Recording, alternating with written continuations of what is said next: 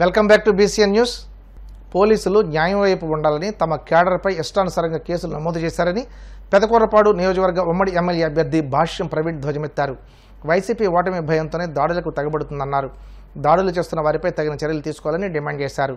ఎలక్షన్లు జరిగి 48 గంటలు గడుస్తున్నా కూడా ఇప్పటికీ కూడా దాదాపు రోజుకి 10 గ్రామాల్లో గొడవలు జరుగుతున్న సందర్భం ఉంది.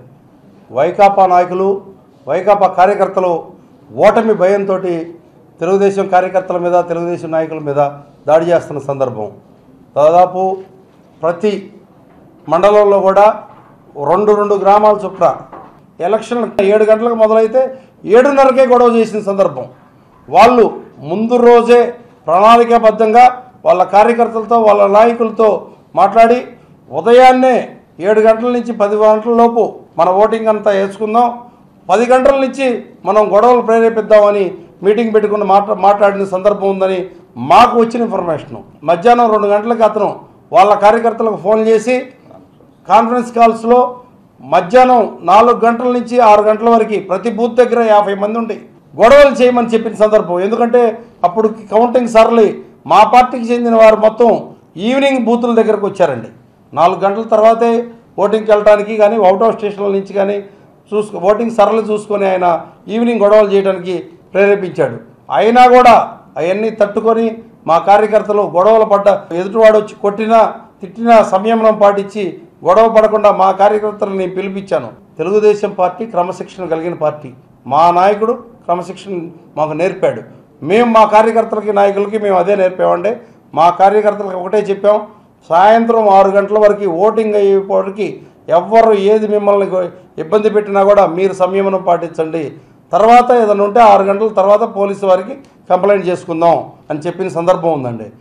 శంకర్రావు మాట్లాడుతూ నిన్న ఇవాళ ప్రెస్ మీట్ పెట్టి మాట్లాడుతూ ఈ గొడవలన్నిటికి కారణం భాష్యం ప్రవీణ్ అని చెప్తున్నానండి. నేనా కారణం?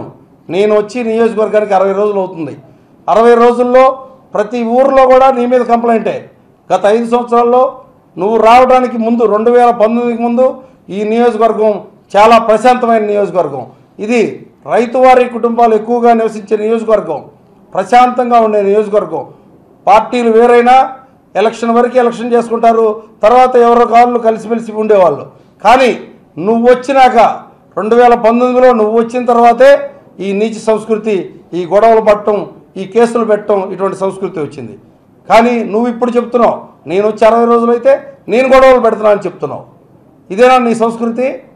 నీ సంస్కృతిని నా సంస్కృతి అని చెప్పడం నువ్వు చాలా తప్పు. తీవ్రంగా ఖండిస్తున్నావు. నువ్వెటువంటి వాడివో, నేను ఎటువంటి వాడినో నియోజకవర్గ ప్రజలందరికీ తెలుసు, అది గుర్తుపెట్టుకో. పోలీసు వారికి కూడా నేను ఒక చిన్న విన్నపం అంటే, ఎలక్షన్లు అయిపోయినాక కూడా అది ప్రభుత్వం ఓడిపోయే ప్రభుత్వం అని తెలిసినా కూడా మీరు ఇంకా వైకాపా వారికి కొమ్ముగాస్తున్నారు. మీరు మాకు సహకరించొద్దు, వాళ్ళకు సహకరించొద్దు. దయచేసి న్యూట్రల్గా ఉండండి.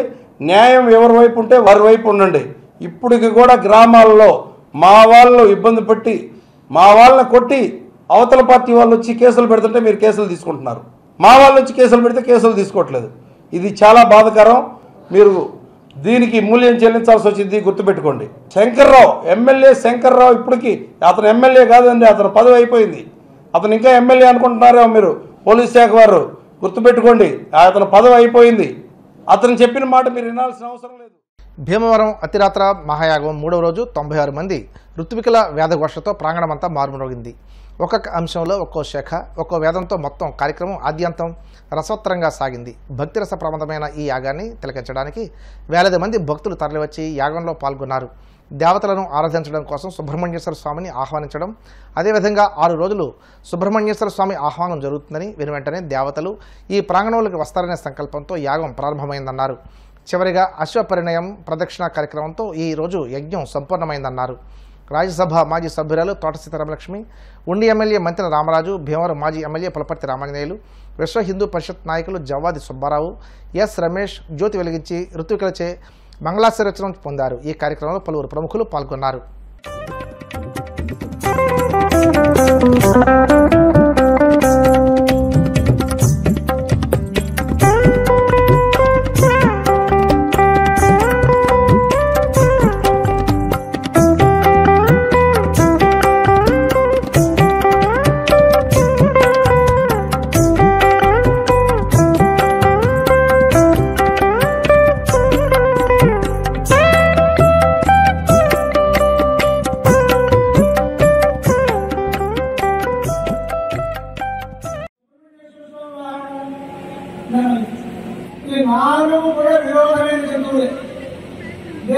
దానికి సఖ్యత లేదు.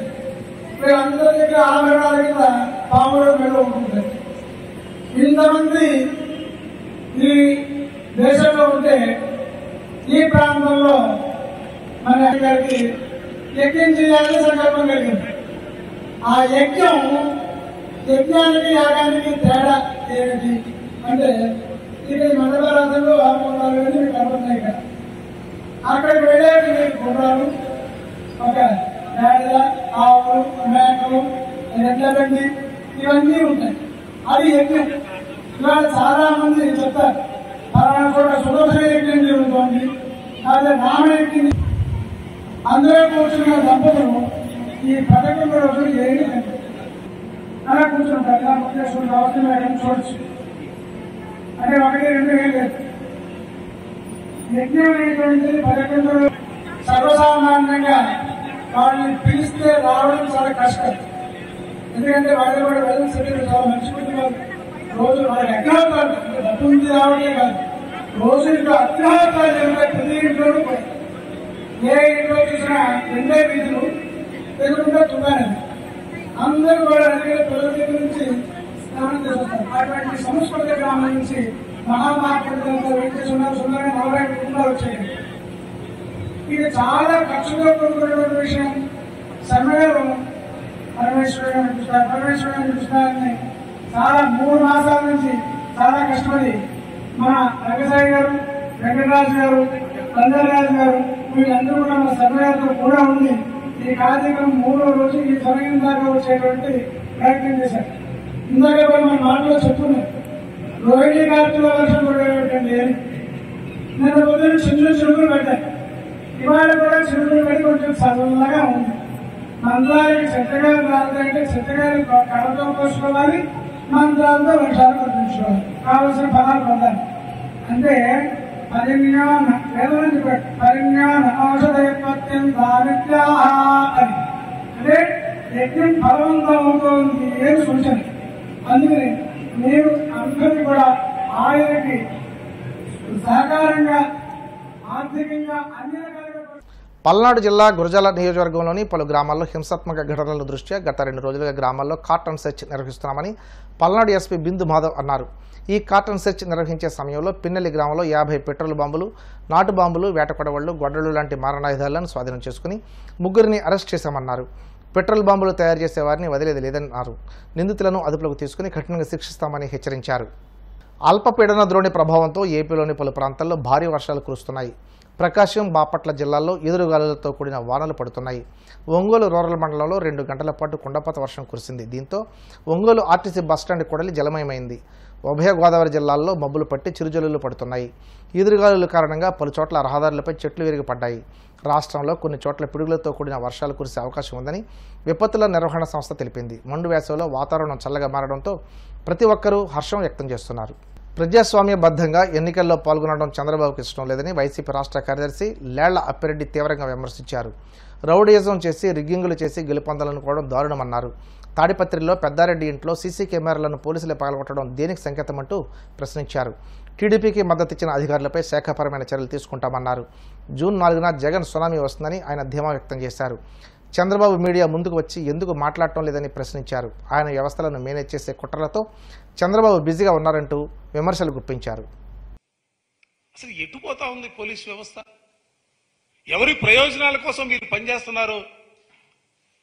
మీరు చదివినటువంటి చదువుకు సంబంధించి ఒక్కసారి ఆలోచించమని చెప్పిన ఈ సందర్భంగా కోరుతా ఉన్నా. తప్పుడు పనులు చేసి ఇవాళ ప్రజాస్వామ్య వ్యవస్థలో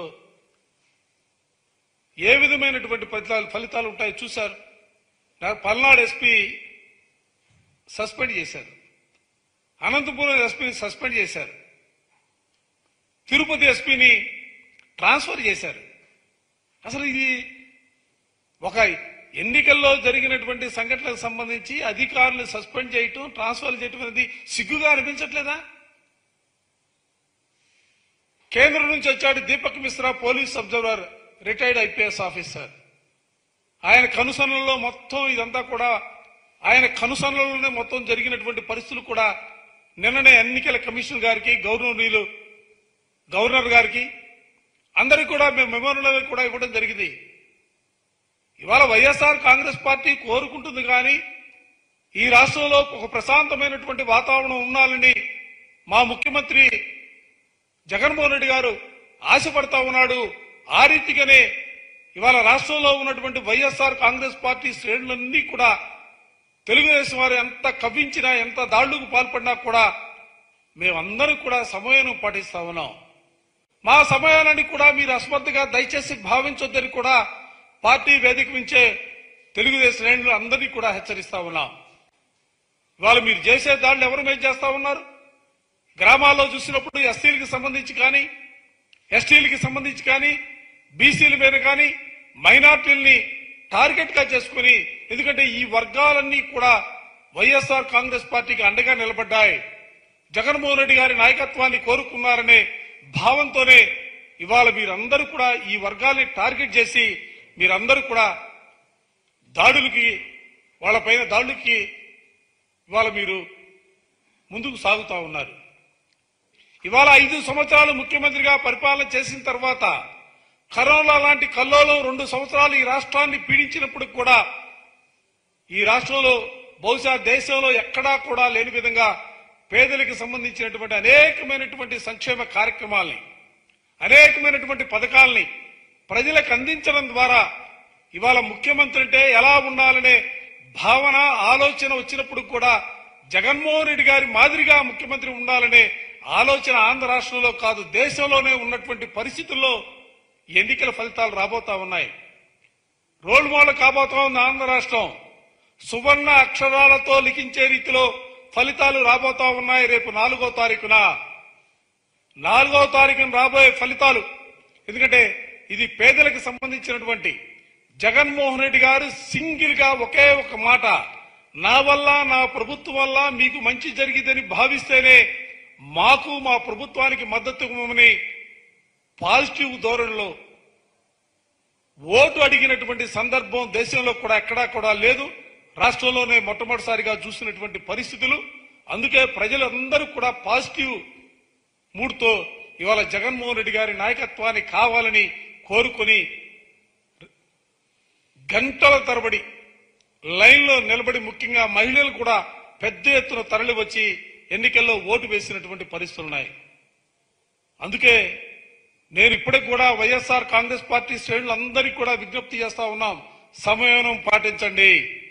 4వ తారీఖున ఫలితాలు వచ్చిన తర్వాత ఈ రాష్ట్రంలో జగన్మోహన్ రెడ్డి గారు మరోమారు ముఖ్యమంత్రిగా పదవీ బాధ్యత స్వీకరించిన తర్వాత రాష్ట్రంలో జరిగినటువంటి అన్ని ప్రాంతాలలో ఏ విధంగా తెలుగుదేశానికి సంబంధించినటువంటి కార్యకర్తలు కానీ వాళ్ళు నాయకులు కానీ దాడులకు పాల్పడినటువంటి వైనాలపైన ప్రత్యేకమైనటువంటి దర్యాప్తు ఉంటుంది.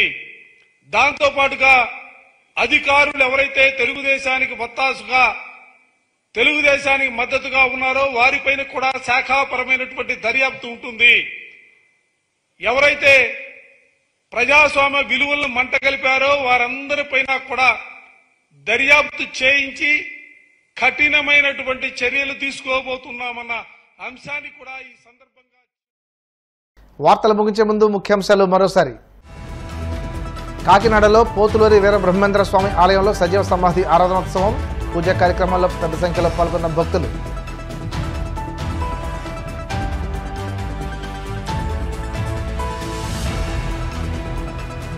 భీమవరంలో వైభవంగా అతిరాత్ర మహాయాగం. విశేష సంఖ్యలో తరలివచ్చిన భక్తులు.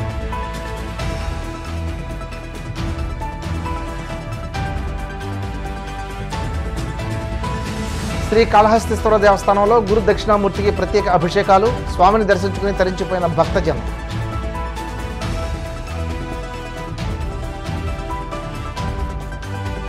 అల్పపీడన ద్రోణి ప్రభావంతో పూర్తిగా మారిన వాతావరణం. కొన్ని చోట్ల భారీ వర్షాలు కురుస్తుంటే మరికొన్ని చోట్ల చిరుజల్లులు. ఈనాటి వార్తలు ఇంతటితో సమాప్తం. తిరిగి రేపు ఇదే సమయానికి ప్రసారమైన న్యూస్తో కలుసుకుందాం. నమస్కారం.